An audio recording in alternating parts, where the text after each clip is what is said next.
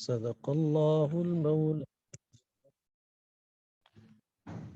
میرے محترم سامعین، اللہ جل شانہ کا فضل اور احسان ہے کہ اللہ جل شانہ نے ہمیں قرآن کی درس اور تدریس کے لیے یہاں جمع ہونے کی توفیق عطا فرمائی، کیونکہ قرآن کو اللہ جل شانہ نے ہمارے لیے ہدایت کا سرچشمہ بنایا ہے، اور یہی ہمارے لیے دنیا اور آخرت کی عزت و عظمتوں کو حاصل کرنے کا ذریعہ ہے۔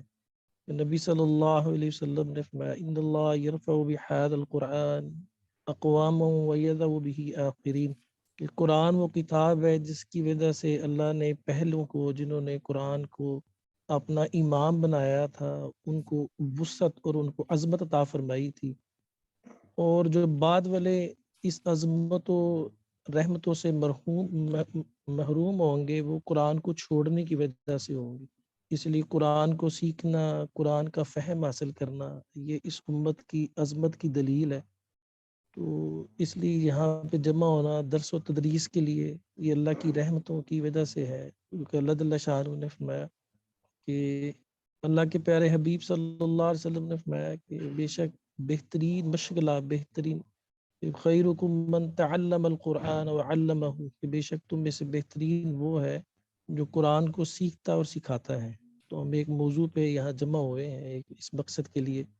تو میرا موضوع سورہ عصر، والعصر ان الانسان لفی خسر، کہ اللہ جل شانہ جو خالق کائنات ہیں، جنہوں نے ساری کائنات کو تخلیق کیا ہے، اور وہ سچ کو اور حقیقت کو پیدا کرنے والی ذات ہے، لیکن اس کے باوجود اس موضوع کی عظمت کی وجہ سے اور اس کی اہمیت کی وجہ سے اللہ جل شانہ قسم کھا رہے ہیں، حالانکہ اللہ کی بات تو خود دلیل ہے، لیکن اللہ جل شانہ قسم کھا رہے ہیں۔ تو اس سے یہ بات واضح ہوتی ہے، جب بھی کوئی بڑا قسم کھاتا ہے تو وہ دوسروں کو یقین میں ترقی دلانے کے لیے کہ دیکھو اس بات کی حقیقت کو سمجھو کہ یہ جو بات آگے آ رہی ہے یہ بات کتنی اہم ہے۔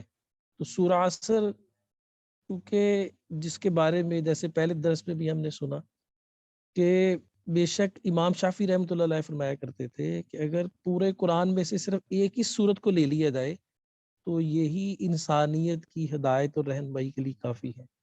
تو یہ اتنا اہم موضوع ہے اس کے بعد، جس کے بارے میں اللہ جل شانہ نے قسم کھائی ہے کہ والعصر، کہ قسم ہے زمانے کی، کیونکہ زمانے کی قسم یہاں پہ اس موضوع کے لیے کھائی گئی کہ وقت ہی وہ چیز ہے، ٹائم پیریڈ، انسان کی زندگی کا وہ حقیقت اور وہ لمحہ کہ جس کی وجہ سے اگر اس کو انسان صحیح طریقے سے استعمال کر لے تو وہ عزتوں کی بلندیوں پہ پہنچ سکتا ہے، اور اگر وہ اس کو غلط طریقے سے استعمال کرے تو وہی ذلت کی پستیوں کے اندر چلا جا سکتا ہے، کیونکہ اللہ جل شانہ قرآن میں دوسری جگہ فرماتے ہیں نا کہ لقد خلقنا الانسان فی احسن تقویم ثم رددناہ اسفل سافلین، کہ انسان اگر اپنے مقصد کے اوپر ہے تو وہ بہترین تخلیق ہے، بہترین اللہ کی مخلوق ہے۔ اللہ نے اشرف المخلوقات انسان کو بنایا ہے، اپنی تعلیمات کے اوپر رہنے کی وجہ سے، اللہ کے حکموں کو پورا کرنے کی وجہ سے یہ انسان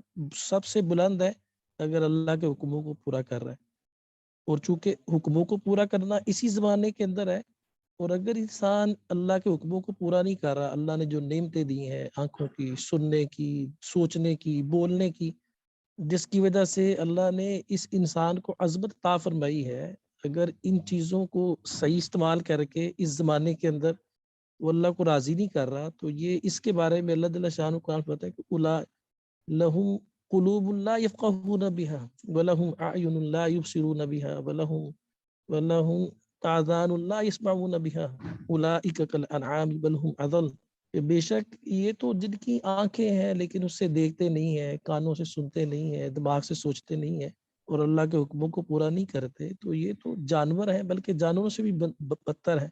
تو یہی وہ زمانہ ہے کہ اگر وقت کو صحیح طریقے سے استعمال کیا جائے گا تو اللہ جل شانہ اس انسان کو بلندیوں کے اوپر پہنچائیں گے، اور اگر وقت کو صحیح طریقے سے استعمال نہیں کیا جائے گا تو یہ ذلت کی پستیوں اور گہرائیوں کے اندر چلا جائے گا۔ تو اللہ جل شانہ زمانے کی قسم کھا کے فرما رہے ہیں، اور ایک اور روایات، بہت ساری روایات میں کچھ علماء نے یہ بھی لکھا ہے کہ اللہ جل شانہ نے اس وقت میں عصر کے وقت کی قسم کھائی ہے، کیونکہ عصر کا وقت جو ہے نا وہ آخری وقت ہوتا ہے دن کے ختم ہونے کے قریب، دن ختم ہو رہا ہے، تو اللہ جل شانہ اس میں قسم کھا کے انسان کو یہ بات سمجھا رہے ہیں کہ تیری زندگی بہت مختصر ہے، تیری موت کا وقت کسی وقت بھی آ سکتا ہے، اس لیے اس سے سبق حاصل کرو۔ بے شک سارے انسان نقصان اور ٹوٹے کے اندر، خسارے کے اندر سب کو یہاں پہ بلا تخصیص اللہ جل شانہ نے سارے انسانوں کو خسارے کے اندر اور نقصان کے اندر بتایا ہے۔ کیوں؟ کہ جو انسان بھی آگے آنے والی چار چیزوں کے بغیر زندگی گزار کے جائیں گے وہ نقصان کے اندر ہوں گے، کیونکہ اللہ جل شانہ نے دنیا کو امتحان کی جگہ بنایا ہے۔ جب ہم دنیا سے جائیں گے تو موت کے بعد ہم نے قبر کے اندر جانا ہے، پھر اس کے بعد ہمارا حساب کا دن شروع ہونا ہے، اور اللہ جل شانہ وہاں پہ انصاف کے ساتھ حساب کو قائم فرمائے گئے۔ وَنَضَعُ الْمَوَازِينَ بِالْقِسْطِ، اللہ انصاف کے ساتھ قیامت کے دن ترازو کو قائم کریں گے۔ تو اس وقت جن لوگوں کے پاس یہ صفات نہیں ہوں گی، اور خاصتاً جو پہلی صفت ہے اِلَّا الَّذِينَ آمَنُوا، وہ جن کے پاس نہیں ہوگی وہ تو پہلے مرحلے کے اندر ہی فیل ہو جائیں گے۔ تو اس لیے اللہ جل شانہ نے فرمایا کہ بے شک انسان عمومی طور پہ انسان خسارے کے اندر ہے، کہ جب قیامت کے دن جو پہلی کچہری لگے گی وہ تو ایمان کی کچہری ہوگی، اس میں کسی کو کوئی معافی نہیں ہے۔ ان اللہ لا یغفر ان یشرک بہ ویغفر ما دون ذلک لمن یشاء، اللہ پاک جل شانہ شرک کے گناہ کو معاف نہیں کریں گے، اس کے علاوہ جس کو چاہیں گے معاف کر دیں۔ تو خسارے کے اندر وہ انسان ہوں گے کہ جنہوں نے دنیا کے اندر ان چار صفات کو حاصل کرنے کی محنت نہیں کی۔ تو چونکہ عمومی طور پہ سارے انسانیت خسارے کے اندر فرمائی گئی، اور آگے فرمایا گیا کہ وہ الا الذین آمنوا، کہ وہ لوگ اس خسارے سے، نقصان سے مستثنی ہے جو محنت کر کے اپنے اندر یہ چار صفات پیدا کرتے ہیں۔ کیونکہ جو کوشش کرتا ہے من جدہ وجدہ، قرآن میں اللہ جل شانہ کہتے ہیں والذین جاہدوا فینا لنہدینہم سبلنا، جو ہمارے راستے میں کوشش ہی کریں گے ہم ان کے لیے ہدایت کی شاہراہیں کھول لیں گے، نئے نئے راستے کھولیں گے۔ تو ایمان کے اوپر محنت کرنے کی چیز ہے، آج دنیا میں ساری چیزوں کے اوپر محنت کرنے کی حقیقت کو سمجھا جا رہا ہے کہ ایک علوم کی حقیقت ہے، طب کی حقیقت ہے، یعنی تجارت کی حقیقت ہے، ہر چیز کے علوم کی حقیقت ہے، اور اس کو سیکھنے کی محنت بھی ہو رہی ہے، اس کے لیے وقت بھی فرق کیا جا رہا ہے۔ لیکن ایمان کی بھی کوئی حقیقت ہے، یہ عمومی طور پہ زندگیوں سے نکلا ہوا ہے۔ اس لیے ایمان کہتے ہیں کسی کے اعتبار کی وجہ سے کسی کی بات کو سچا جاننا، کہ ہم نے تو اللہ کو نہیں دیکھا، ہم نے رسول اللہ صلی اللہ علیہ وسلم کو نہیں دیکھا، ہم نے فرشتوں کو نہیں دیکھا، ہم نے جو ہے آخرت کو نہیں دیکھا، ہم نے قبر کی زندگی کو نہیں دیکھا، لیکن ہم اس کے اوپر ایمان لاتے ہیں۔ ہم حضور صلی اللہ علیہ وسلم کے اعتماد کے اوپر ان کی ساری باتوں کو سچا جانتے ہیں، کیونکہ وہ اللہ کے رسول ہیں۔ جو باتیں بھی رسول اللہ صلی اللہ علیہ وسلم کی طرف سے پہنچی ہیں وہ حق اور سچ ہے، اس لیے ہم ان کو سچ مانتے ہوئے ان کے اوپر ایمان لاتے ہیں۔ تو ایمان اتنا بڑا سرمایہ ہے کہ دل کے اندر ایک جیسے بندہ لا الہ الا اللہ محمد رسول اللہ پڑھتا ہے تو دل کے اندر ایمان کا بیج لگتا ہے، یہ پڑھے بغیر، اور اس لیے کہ ایمان کے اندر یہ بنیادی چیز کیا ہے، اقرار باللسان و تصدیق بالقلب، کہ جب بندہ ایمان سیکھتا ہے، اقرار کرتا ہے زبان سے اور دل سے اس کی تصدیق کرتا ہے، تو یہ بندہ ماں سوا جو ایمان والوں میں، یعنی ایمان کے بغیر جتنی بھی انسانیت ہے، ان سب سے زیادہ اللہ کی نظر میں قیمتی بن جاتا ہے، کہ اس کے اندر ایمان کا بیج لگ جاتا ہے۔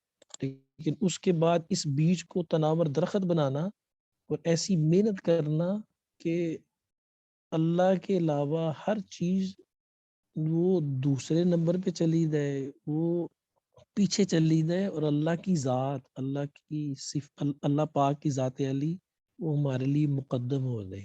کہ اللہ جل شانہ قرآن میں یہ کہتے ہیں کہ میرے بندو تم مجھے مقدم کرو، اللہ کی ذات پہ، یعنی ایمان سے مطلب کیا ہے کہ مسلمان ہونا، کہ we will not prefer everyone over Allah subhanahu wa ta'ala, even ourselves, our wife, our children, our trade, our everything what we have, we will not prefer anything over اللہ سبحانہ وتعالی، ہم کسی چیز کو بھی اللہ پاک جل شانہ کے اوپر ترجیح نہیں دیں گے۔ یہ ایمان کی بنیاد ہے۔ اور جب ایمان حاصل ہوتا ہے تو پھر اس کے بعد بندگی آتی ہے، کیونکہ بندگی عام طور پہ چونکہ ہم کہتے ہیں جی جب کلمے کا مطلب کیا ہے کہ لا الہ الا اللہ محمد رسول اللہ کے سوا کوئی معبود نہیں ہے، تو عمومی طور پہ لوگوں کو معبود کا سمجھ بھی نہیں آتا. تو سیدھا اور سادہ عبادت کا مطلب کیا ہے کہ ہم غلام ہیں، ہم اللہ کے غلام ہیں، ہم اللہ کے غلام ہیں. ہر وہ چیز کریں گے جو اللہ نے بتایا ہے اور ہر اس چیز سے روکیں گے جس سے اللہ نے روکا ہے. تو یہ عبادت ہے، یہ بندگی ہے کہ بندگی کہتے ہیں غلام ہونے کو. اس میں بنیادی چیزیں جو نماز، روزہ، حج، زکوٰۃ، یہ اللہ کی طرف سے ہمارے اوپر احکامات ہیں، کیونکہ یہ بنیادی احکامات ہیں. لیکن یہ سارے جتنے بھی احکامات ہیں یہ انسان کے اندر قوت پیدا کرنے کے لیے ہیں کہ نماز ہے، روزہ جیسے اللہ نے فرمایا کہ یا ایھا الذین آمنوا کتب علیکم الصیام کما کتب علی الذین من قبلکم لعلکم تتقون. تو اللہ کی قربت کے لیے سارے اعمال ہیں. نماز کس لیے؟ اقیم الصلاۃ لذکری، کہ نماز کو قائم کرو میری یاد کے لیے. تو جتنے بھی، میرے پاس وقت تھوڑا ہے، تو جتنے بھی یہ عبادات ہیں یہ اصل میں جو انسان کا بندہ ہونا ہے، غلام ہونا ہے، اس کی حقیقت کے اندر تقویت دینے کے لیے ہے کہ انسان اپنے آپ کو اللہ کا بندہ سمجھ کے زندگی گزارے. اگر ایک انسان روزہ رکھ رہا ہے، عبادت کر رہا ہے اور زکوٰۃ بھی دے رہا ہے، حج بھی کر رہا ہے، لیکن اس کی بندگی کے اندر ترقی نہیں ہو رہی، تو اس کا مطلب ہے کہ اس نے عبادت کی حقیقت کو نہیں سمجھا. تو دو صفات، الا الذین آمنوا وعملوا الصالحات، ایمان لانا یعنی اللہ کو سب سے اوپر رکھنا اور خود اللہ کی سامنے سرنگو ہونا کہ میرے مالک ہم تیرے بندے ہیں، تو جو کہے گا ہم اس کو کرنے کے لیے تیار ہیں.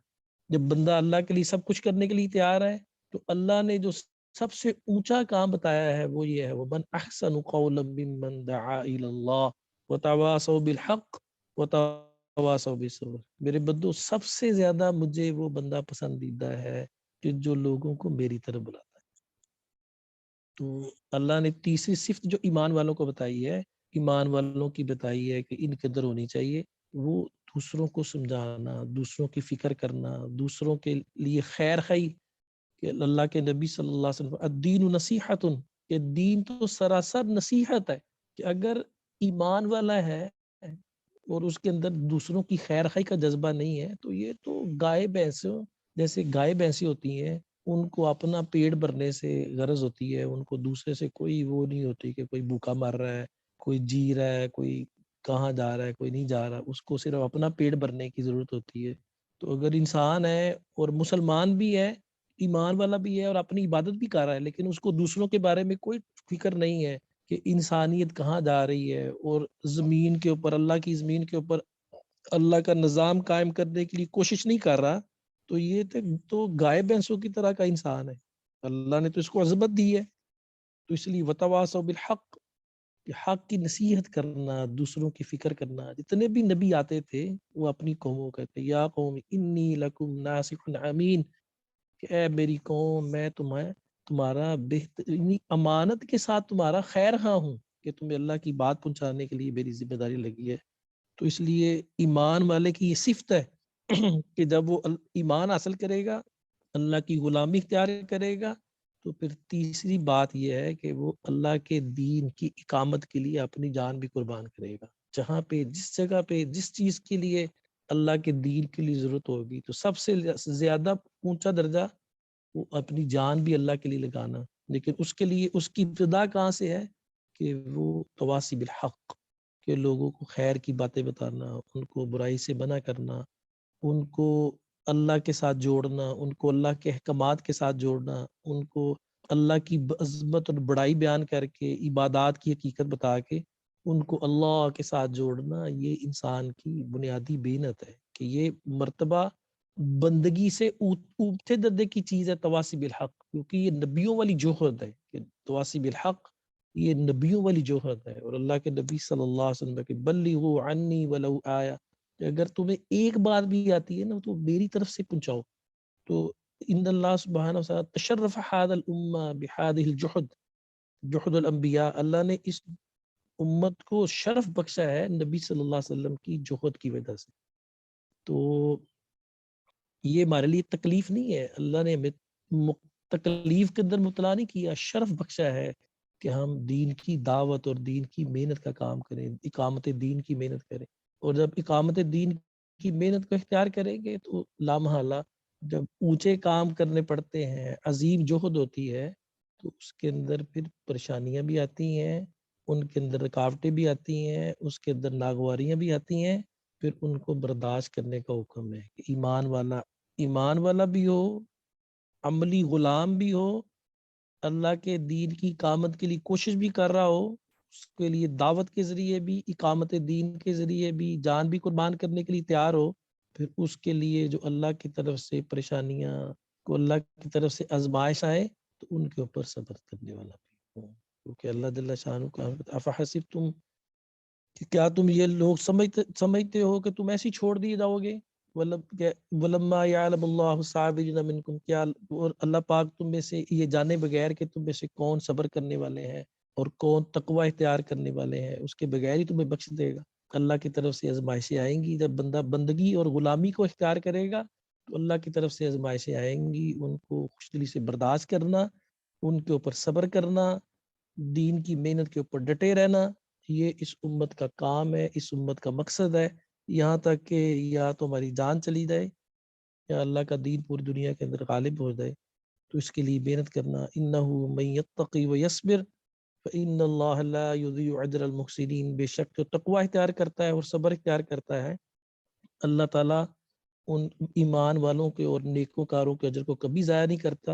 اور قرآن میں اللہ پاک جل شانہ فرمایا انما یوفی الصابرون اجرهم بغیر حساب، اگر تم ایمان، عمل، تواصی بالحق، پھر اس کے اوپر صبر کی زندگی گزار کے جاؤ گے تو اللہ پاک جل شانہ صبر کرنے والوں کو بغیر حساب کی جنت دے گا، بغیر حساب ایسا اجر دے گا کہ جس کے کوئی انتہا نہیں ہے. بغیر حساب کے اللہ پاک کی طرف سے اس کی انگنت رحمتیں ہوں گی، اس کی طرف سے رحمت و فضل.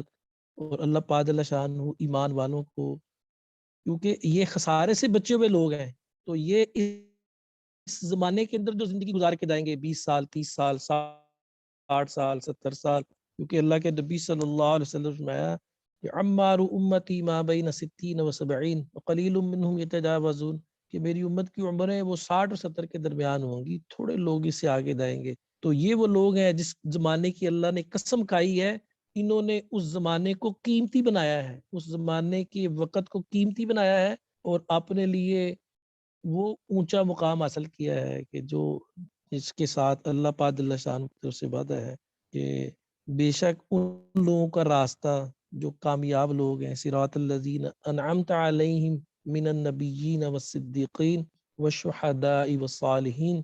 تو حقیقت میں جو لوگ ایمان اور عمل اور صبر اور دین کی اقامت کے لیے دین کی محنت کوشش کرنے والے ہیں، بے شک یہ اس راستے کو اختیار کیے ہوئے ہیں جو نبیوں کے ساتھ جا کے ملاتا ہے. جیسے ایک آدمی پشاور جاتا ہے تو پشاور والے راستے کو اختیار کرے گا تو بے شک اس کی رفتار تھوڑی کم بھی ہو تو وہ پشاور ضرور کسی نہ کسی وقت پہنچے گا. ایسے ہی جو لوگ ان 4 صفات کو حاصل کرنے والے ہیں، یہ اصل میں نبیوں کے راستے کو اختیار کیے ہوئے ہیں، صحابہ کے راستے کو اختیار کیے ہوئے ہیں، دین کی محنت کرنے والے لوگوں کو مجاہدین کا راستہ اختیار کیے ہوئے ہیں. تو انشاءاللہ اگر یہ محنت میں لگے رہیں گے تو ضرور کبھی نہ کبھی اس منزل پہ پہنچیں گے. اللہ تعالی ہم سب کو جو باتیں سنی ہیں اس پہ عمل کرنے کی اور اس کو دوسروں تک پہنچانے کی توفیق عطا فرمائے. جی شاہد بھائی ماشاءاللہ آپ نے جو ہے وہ ایک دم ہی پروگرام کر دیا. ماشاءاللہ بہت اچھا، جزاک اللہ خیر. جی ڈاکٹر شاہد بھائی.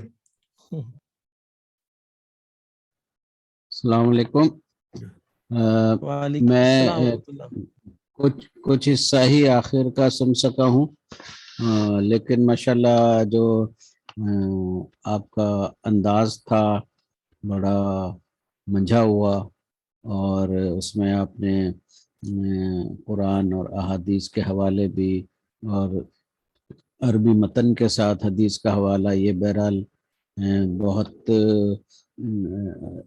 تاثیر رکھتا ہے سامعین کے سننے اور بات کو قبول کرنے کے حوالے سے. تو اتنا ہی میں کہوں گا کہ مجھے بہت آپ کا انداز بھی اور موضوع کا انتخاب بھی اور پھر اس میں گفتگو اور کنٹینٹ ہر حوالے سے سن کے خوشی ہوئی. ماشاءاللہ اللہ تعالیٰ مزید آپ کے علم میں عمل میں اضافہ فرمائے. آمین. جزاکم اللہ خیر. جزاکم اللہ خیر. یہ شاید 2-3 سوالات ہیں آپ پہ. ایک پہلے آپ نے جی درس لیا کبھی؟ جی الحمدللہ میں درس دیتا رہتا ہوں. ویسے پہلے بھی جمعیت میں رہا ہوں, جمعیت کا رک رہا ہوں پہلے, اچھا تو وہاں تو موقع ملتا رہتا تھا. ابھی بھی موقع ملتا رہتا ہے. یہاں اسلامی یونیورسٹی میں کبھی کبھی پروگرام ہوتا ہے تو مجھے بلاتے رہتے ہیں, کبھی کبھی میں جاتا رہتا صحیح. تو آپ پھر پروگرام اس میں کیوں آ رہے ہیں, ٹریننگ پروگرام میں؟ ہوں. مجھے تو چونکہ پتہ نہیں تھا نا اس کے والے سے, تو تمہارے جو زون کے جو امیر ہیں انہوں نے کہا جی یہ پروگرام ہو رہا ہے کچھ میں. میں نے کہا شاید کوئی, بہرحال سیکھنا تو ہر وقت ہی بنتا ہے جی, سیکھنا چاہیے, اس میں کون سے جی سیکھنے والے ویلکم. ہیں. لیکن ماشاءاللہ آپ نے 12 آیات کا حوالہ دیا اس 10-20 منٹ میں, اور 7 احادیث کا حوالہ دیا آپ نے, 5 مثالیں آپ نے بیان کی ہیں, اور آپ نے انطباق کیا, اور سارا کام جو آپ نے 100% جو ہے وہ زبانی کیا. تو یہ ماشاءاللہ بہت زبردست ہے ماشاءاللہ. اللہ تعالیٰ آپ کے علم میں اور اضافہ فرمائے. آپ بے شک ہمارے ساتھ اگر پروگرام اٹینڈ کرنا چاہیں تو خوش آمدید, کوئی ایسا مسئلہ نہیں ہے. تو انشاءاللہ آپ سے جو ہے نا ہمارے ساتھی جو ہے وہ اور لرن کریں گے. مسئلہ یہ کہ جیسے پہلا پروگرام تھا سورہ عصر کا, تو وہ ماشاءاللہ جو ہمارے عبدالحفیظ صاحب ہیں تو بڑی خوشی کے ساتھ جو وہ شامل ہوئے پروگرام میں, وہ آپ کا پروگرام سن رہے تھے. تو اس سے جو ہے نا میوچل لرننگ جو ہے نا وہ الحمدللہ بہتر ہو جاتی ہے. لیکن الحمدللہ مثلا صبح آپ کی تلاوت اچھی تھی, تجوید اچھی تھی, خطبہ مسنون, یعنی آپ ایک اچھے مدرس آلریڈی رہے ہیں. تو اس لیے میں نے پوچھا کہ آپ نے پہلے درس دیا ہے, کیونکہ آپ نے یکدم کہا تھا کہ میں اثر پہ تو میں بھی پروگرام دے سکتا ہوں. میں نے کہا کہ چلیں دے لیں آپ, تو بہت خوشی ہوئی. تو انشاءاللہ جو ہے وہ آپ کے ساتھ رابطہ بھی رہے گا, اور آپ اس پروگرام میں رہیں. مسئلہ کہ مختلف حیثیت سے بھی رہا جا سکتا ہے, ایسی کوئی بات نہیں ہے. ٹھیک, بہت خوشی آپ سے پروگرام میں ملاقات کر کے. اللہ آپ کو. میں ابھی چونکہ جانا چاہوں گا کیونکہ میں مسجد میں بیٹھا ہوں, باہر جن کے پاس آیا ہوں وہ میرا انتظار کر رہے ہیں. تو میں نے کہا چلو آپ اتنی محبت سے مجھے اجازت دے دیں, پھر میں نیکسٹ انشاءاللہ پروگرام میں ضرور مکمل ہو گیا پروگرام ہمارا. جزاک اللہ خیر, بہت شکریہ آپ کا.